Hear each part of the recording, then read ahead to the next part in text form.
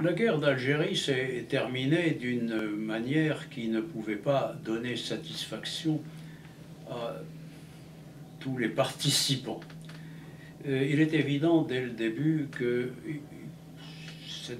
ce conflit allait se terminer en causant des pertes et évidemment également il y aurait un prix à payer.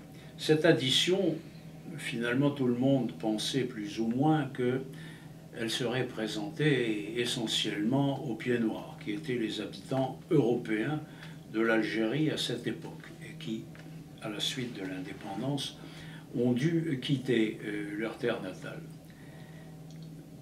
Le fait que le général de Gaulle n'ait pas craint de choisir en quelque sorte des victimes expiatoires de ce conflit, et victimes expiatoires qui ont été ensuite accusées d'avoir porté tout le poids des péchés de la colonisation,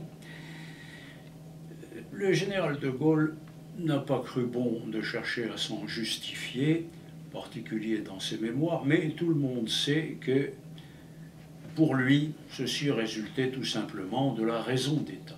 Alors qu'est-ce que c'est que la raison d'État? On pourrait passer beaucoup de temps à essayer d'en définir le principe.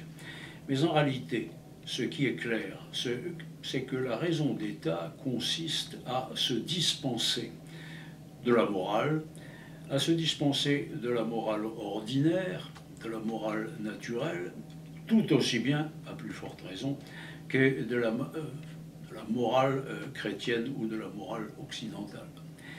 Il faut, les deux étant pratiquement confondus.